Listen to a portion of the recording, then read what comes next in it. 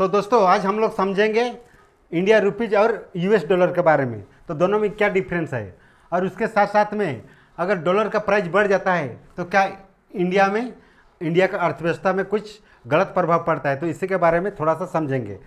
तो दोस्तों वीडियो थोड़ा लंबा होगा, लेकिन ज्ञान के लिए ये नंबर 1 वीडियो है, तो ज़रूर आप लोग इस वीडियो को लास्ट तक देखना, और अच्छा लगा तो ज़रूर लाइक करना और एक सब्सक्राइब कर देना।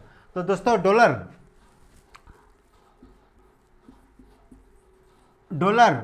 चलता है कहाँ? अमेरिका में डॉलर चलता है, और इसी चीज़ इंडिया में चलता है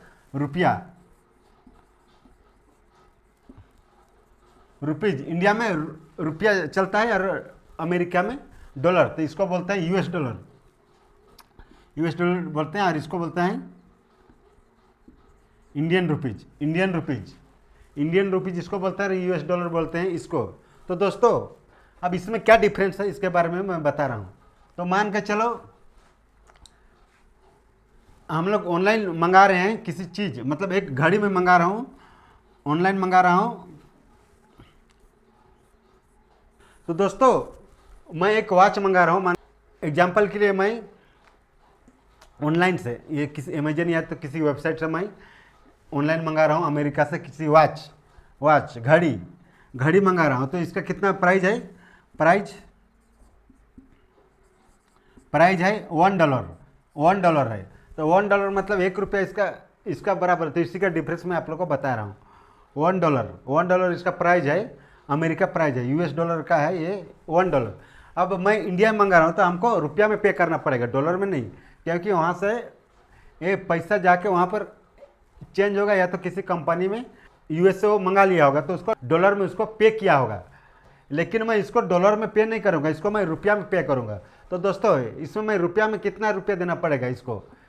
$1 जो है, जब मैं आया मेरे घर में पहुँचा इसका घड़ी मैं ऑनलाइन मंगाया था, तो इसको मैं पे करूँगा तो कितना हमको पे करना पड़ेगा, तो इसी को मैं समझा रहा हूँ। तो दोस्तों अभी 2025 में अभी जो चल रहा है, अभी मार्च में डॉलर का प्राइस डॉलर मतलब एक डॉलर का प्राइस क्या चल रहा है मालूम है आप लोग को?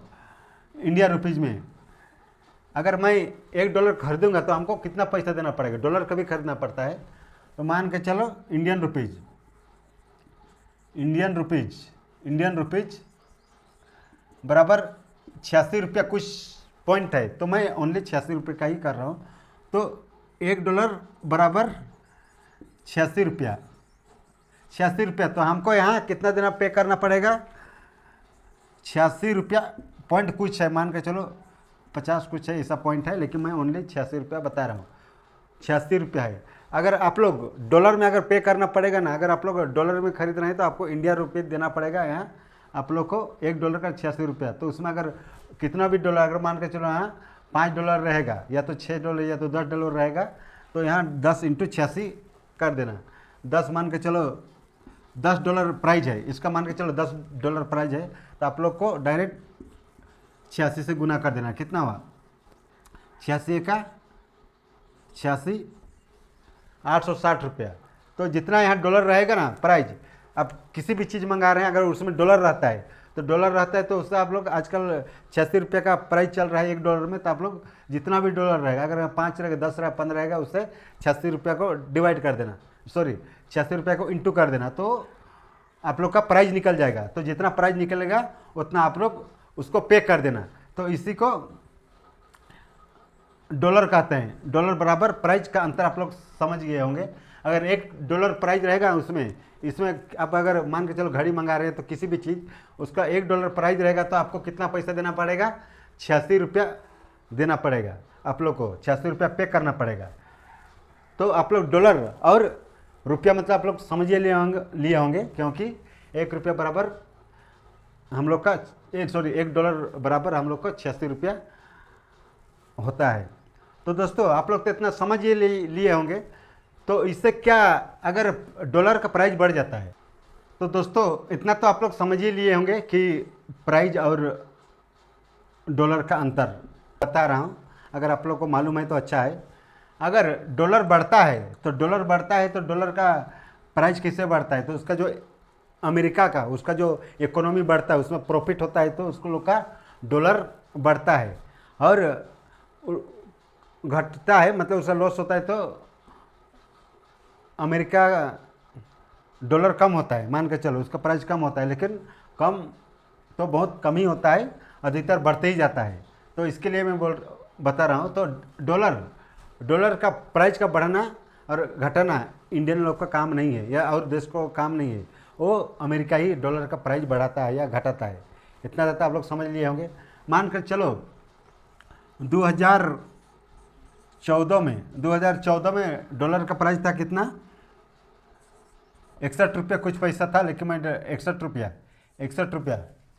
और अभी 2025 में मतलब 11 साल के बाद में कितना हुआ, 2025 में 86 रुपया। तो अंतर कितना हुआ, 25 रुपया का। 25 रुपया 11 साल में डॉलर का प्राइस कितना बढ़ा, 25 रुपया। अब इस 25 रुपया, तो इस 25 रुपया बढ़ा तो उससे हम लोग का घाटा हुआ कि फायदा हुआ, इसके बारे में आप लोग को समझा रहा हूँ। घाटा हुआ कि फायदा हुआ। जब ये 11 साल में मतलब 2014 क्यों मैं बता रहा हूँ और 2025 क्यों बता रहा हूँ, इसमें क्या फ़र्क है। तो 2014 में मतलब उस टाइम कांग्रेस का सरकार था, तो उस टाइम मनमोहन जी प्रधानमंत्री थे, तो उस टाइम डॉलर चल रहा था 61 रुपया। अब 61 डॉलर और प्रधानमंत्री से कोई लेन देन नहीं था, लेकिन मैं आप लोग को सिंपल एग्जांपल के लिए बता रहा हूँ। और अभी क्या है, अभी बीजेपी की सरकार है, नरेंद्र मोदी जी का समय में अभी कितना है, 86 रुपया है। मतलब मनमोहन सरकार के बाद डायरेक्ट मोदी जी आए, तो मोदी का राज में कितना 86 रुपया डॉलर है। तो इसमें 86 रुपया डॉलर तो अमेरिका से और मोदी से कोई ये कनेक्शन नहीं है 86 रुपया डॉलर, लेकिन उससे हम लोग क्या प्रभाव है, कनेक्शन तो नहीं है, लेकिन प्रभाव क्या है। तो अभी क्या हुआ है, 25 रुपये का डिफरेंस हुआ, मतलब बढ़ोतरी हुआ डॉलर हम लोग का, जो 25 रुपये का डिफरेंस हुआ। उस टाइम 61 रुपया और अभी 86 रुपया है, तो 25 रुपये का बढ़ोतरी हुआ अभी हम लोग का बीजेपी की सरकार में। क्योंकि हम लोग पे कर रहे हैं, तो कुछ भी बढ़ रहा है तो हम लोग सरकार के ऊपर दोष दे रहे हैं, या सरकार बढ़ा रहा है या नहीं बढ़ा रहा है, तो सरकार के ऊपर ही हम लोग दोष दे रहे हैं। जैसे अभी पेट्रोल डीजल जो भी रेट बढ़ रहा है, तो हम लोग सरकार को दोष दे रहे हैं। इसके लिए मैं सरकार से के नाम लेके मैं ये डॉलर को बता रहा हूँ। तो दोस्तों अगर मान के चलो 2014 में पेट्रोल और डीजल जो उसका कच्चा तेल आता है, तो हम लोग बाहर से ही मंगाते हैं, उसको बाहर से आयात करते हैं, हम लोग मंगाते हैं। 2014 में बाहर से मंगाते हैं। तो 2014 में जब कांग्रेस का सरकार था, तो उसका ही हिसाब किताब होता था। तो 2014 में कितना था वो, उस टाइम $1 का मतलब $1 का प्राइस था 61 रुपया, मान के चलो 61 रुपया था। तो उस टाइम हम लोग का डीजल का भी प्राइस कितना था, डीजल का 60-70 रुपया था, ये लगभग था उस टाइम। पेट्रोल का या डीजल का वो 5-10 रुपये इधर उधर था, मतलब दोनों का लेवल था 60 से 70 रुपया था, दोनों था। तो अभी मान के चलो डीजल का प्राइस, या तो डीजल का कच्चा तेल का प्राइस था कितना, उदाहरण के लिए बता रहा हूँ, उतना नहीं था, $1 था। $1 तो उस टाइम $1 का 1 लीटर का 1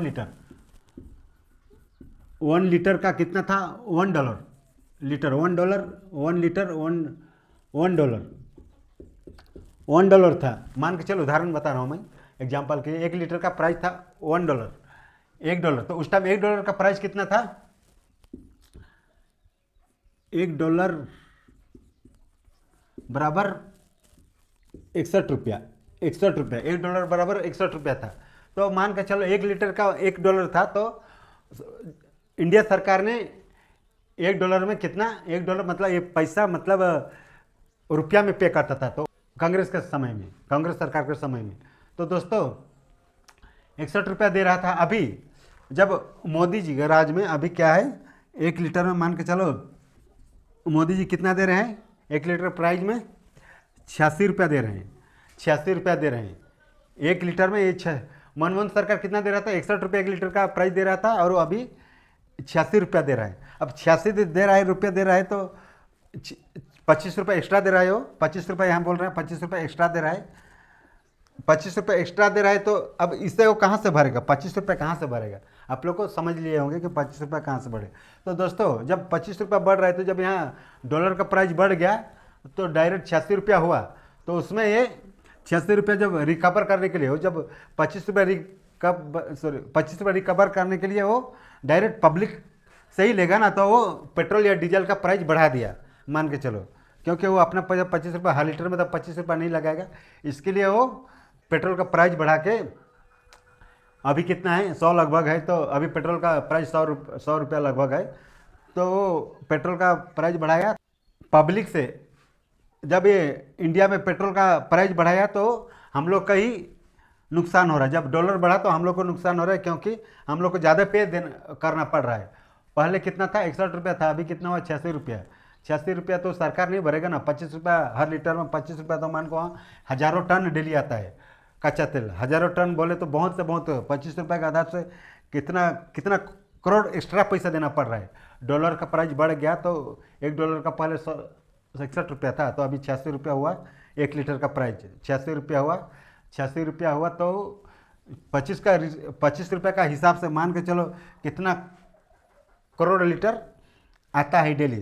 तो अगर कितना करोड़ लीटर से अगर 25 से आप डिवाइड कर देंगे तो लगभग ये भी कितना करोड़ रुपया हो जाएगा। तो करोड़ रुपया हम लोग हम पब्लिक से ही वो पेट्रोल का प्राइस बढ़ा के उसको रिकवर करके वो पे कर रहा है। अभी सेंट्रल सरकार पे कर रहा है, जहाँ से वो तेल आयात करता है वहाँ से। तो दोस्तों, तो इसी तरह रेट बढ़ता है, तो हम लोग सरकार बढ़ा रहा है, इसे बढ़ा रहा है, वैसे बढ़ा, नहीं, सरकार नहीं बढ़ा रहा है। जब डॉलर बढ़ जाता है आगे तरफ तो इसको ज़्यादा पे करना पड़ता है। अब डॉलर बढ़ जाता है तो डॉलर का प्राइस बढ़ना तो इंडिया सरकार का काम नहीं है। इसके लिए जब डॉलर बढ़ जाता है तो अपना को ही नुकसान होता है, क्योंकि कहीं से भी कुछ सामान लेते हैं हम लोग को, मान के चलो कहीं से भी कुछ सामान लेते हैं हम लोग, बाहर देश से आयात करते हैं, तो हम लोग को ज़्यादा पैसा दे के वहाँ खरीदना पड़ता है। तो ज़्यादा पैसा खरीद करके देना पड़ता है। तो हम लोग को भी यहाँ हम लोग को अगर सेल करना रहता है या तो गिफ्ट किसी को मतलब फ्री में देना रहता है, जैसे सरकार लोग मंगाते हैं तो वो लोग किसी चीज़ को अपने फ्री में भी देता है, तो उससे और ज़्यादा लॉस हो जाता है, क्योंकि डॉलर का प्राइस बढ़ जाता है। इससे वो लोग को ज़्यादा पैसा पे करना पड़ता है, तो इससे अर्थव्यवस्था में झटका पड़ता है। तो डॉलर बढ़ने से हम लोग को गलत प्रभाव पड़ता है, सही प्रभाव नहीं पड़ता है। सही प्रभाव भी पड़ता है कैसे, जैसे हम लोग अमेरिका में कुछ चीज़ बेच रहे हैं, मान के चलो कुछ चीज़ बेच रहे हैं यहाँ से खरीद के, मान के चलो यहाँ हम लोग 50 रुपया से खरीद के हम लोग अमेरिका में सेल कर रहे हैं, तो वहाँ हम लोग को कितना मिलेगा, पहले मिल रहा था कितना इसका कांग्रेस का राज में कितना मिल रहा था 61 रुपया मिल रहा था। और अभी कितना हम लोग को मिलेगा, अगर मान के चलो 61 रुपया दाम था, लेकिन अभी उस टाइम भी कुछ चीज़ का प्राइस कम था, मान के चलो 40 रुपया या 30 रुपया कुछ प्राइस कम था कोई भी चीज़ का। और अभी कितना है, अभी मान के चलो 60 रुपया में हम लोग यहाँ खरीद के या तो बना के या तो कंपनी उठा से हम लोग सेल कर रहे हैं, तो डायरेक्ट वहाँ हम लोग को कितना मिल रहा है 86 रुपया मिल रहा है डॉलर का हिसाब से।